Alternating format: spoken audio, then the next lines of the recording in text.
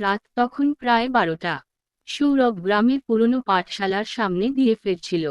পূর্ণিমার আলোয় চারদিক ঝকঝক করছে, কিন্তু পুরনো পাঠশালার জানালায় অদ্ভুত একটা ছায়া চোখে পড়ল।